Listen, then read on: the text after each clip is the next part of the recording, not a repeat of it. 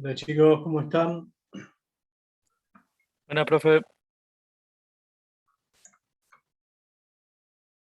Bueno, en la última clase habíamos visto generación del ingreso, ¿no?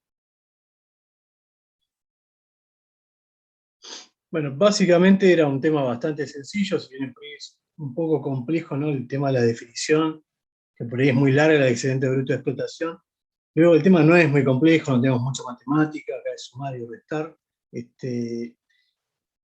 Y básicamente sí, empezar a entender primero los datos que podemos sacar de la primera filmina que habíamos visto, que era la valoración de la producción, un tema importante que nos permite ver, bueno, cuál es el valor que se va generando por cada uno de los sectores y las distintas ramas de producción. Ese es un dato importante para quienes hagan administración o quieran tomar decisiones.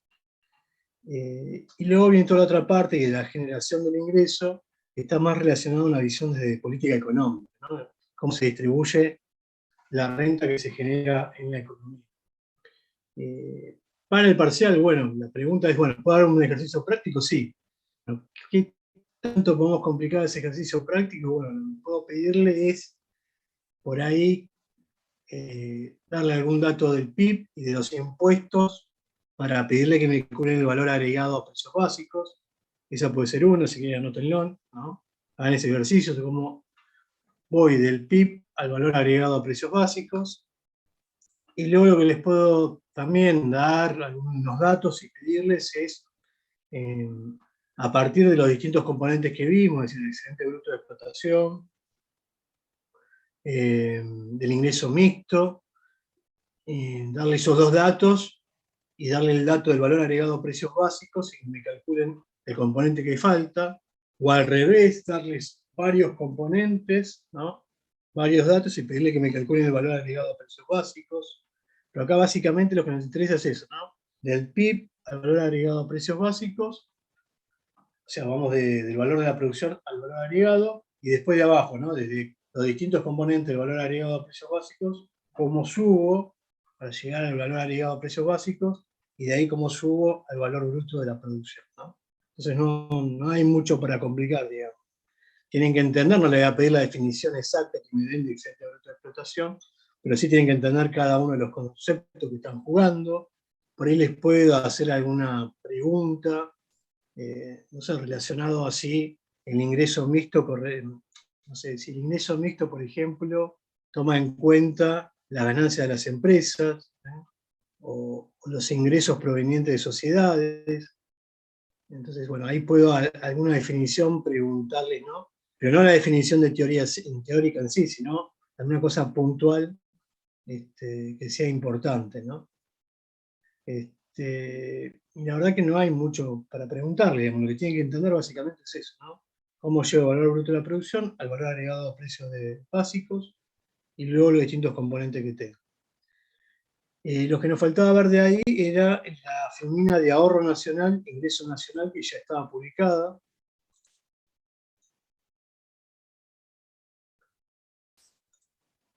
La voy a compartir.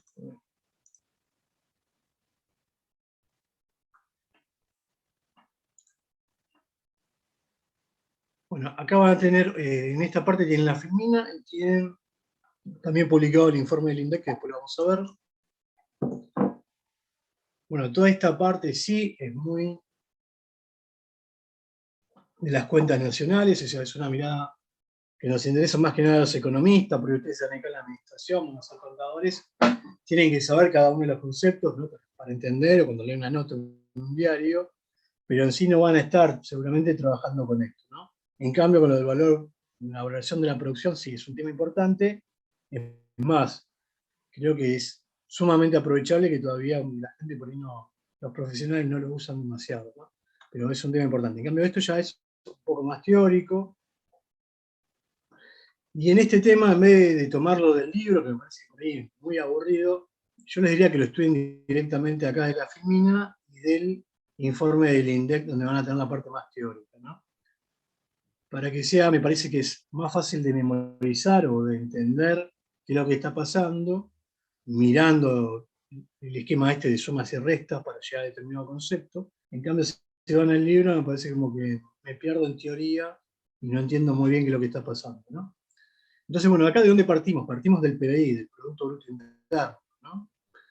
Entonces, lo que básicamente vamos a decir es que si tenemos el PBI y a ese PBI le sumamos lo que llamamos las rentas netas de factores del exterior,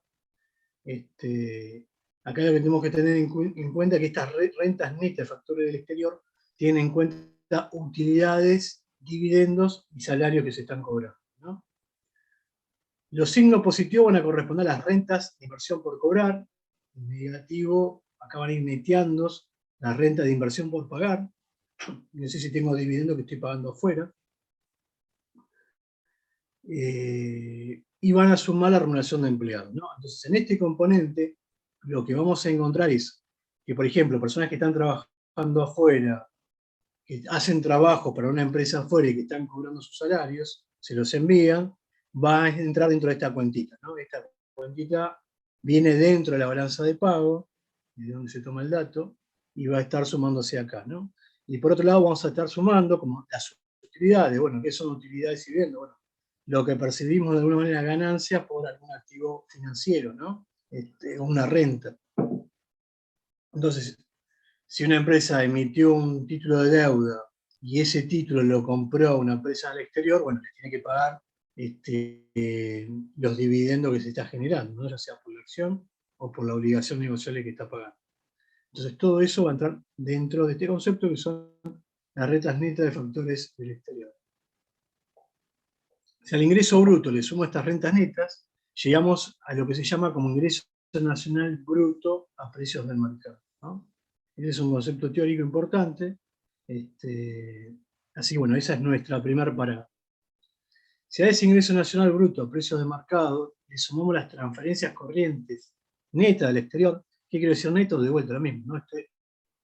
Que neteo tantos es las sumas como lo que tengo por cobrar como lo que tengo por pagar, ¿no? Por eso neteo. O me va a quedar un saldo positivo o me va a quedar un saldo negativo, dependiendo de qué pese más. Bueno, en estas transferencias corrientes, ¿qué es lo que entran? Bueno, son, por ejemplo, dice regalos, donaciones, impuestos, jubilaciones, ¿eh? Entonces, por ejemplo, todas las jubilaciones, veo que hay muchas personas en Argentina que perciben jubilación de Italia, ¿no? Bueno, entonces, todas esas jubilaciones, esos pagos que se están haciendo a través de ese concepto, argentinos, pero que vienen de Italia, bueno, acá se van a estar sumando, ¿está bien? Van a ir incrementándose.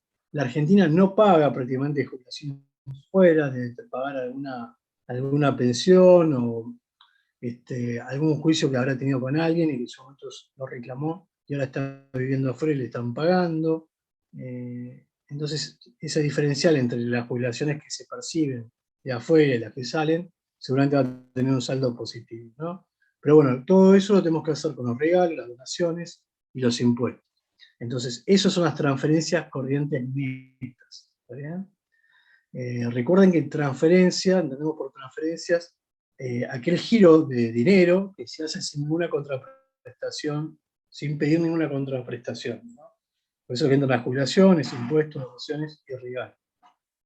Bueno, entonces dijimos que si al ingreso nacional bruto, precio de mercado, le sumamos esas transferencias netas, lo que vamos a tener lo que se llama como ingreso nacional bruto disponible a precios del mercado. Eso es lo que nos va a quedar acá. Bueno, y si a ese ingreso nacional bruto a precios del mercado le restamos el consumo efectivo total, ¿no?, que está dado por el consumo público más el consumo privado, llegamos a la idea de ahorro nacional bruto, ¿no? Pero algo importante, acá cuidado que dice consumo efectivo total, ¿no? Consumo público y consumo privado. Y una distinción importante, no sé si se las hizo, pero casi seguro que sí, que ustedes vieron que en la ecuación macroeconómica, identidad macroeconómica fundamental, que es donde la renta es igual al consumo más la inversión, más el gasto, más la SECPO, más la SIMPO, ustedes ahí tienen gasto público en el libro. Pero cuidado, en realidad no es todo el gasto público. En realidad es un gasto público que contempla únicamente en esa ecuación macroeconómica el consumo del gobierno. Cuando hablamos de gasto público, por lo general en los medios, hablamos tanto de lo que usa el gobierno para realizar y mantener la estructura del gobierno y darles a ustedes los distintos servicios, dígase educación, salud. Entonces, eso propiamente, ese gasto propiamente se llama consumo del gobierno. ¿Por qué? Porque es lo que el gobierno necesita para seguir funcionando y brindando todos estos bienes y servicios que la mayoría son de no mercado, es decir, que los provee él. Si a ese consumo le agregamos las transferencias que el Estado Nacional hace, entonces vamos a estar hablando de gasto público. ¿Está bien? Como escuchamos en los medios. Pero cuidado, en los libros de macroeconomía, dentro de esa identidad macroeconómica fundamental, por gasto público ahí hay que entender solamente el consumo del gobierno. No incluye el pago de jubilaciones, por ejemplo. ¿Está bien? Y eso en todo caso, si lo queremos agregar, van a ser transferencias corrientes, ¿no? Ahora, estoy hablando de vuelta de transferencias, pero transferencias que hace el gobierno. ¿Qué transferencias conocen ustedes que hace el gobierno nacional? Para que se entienda bien.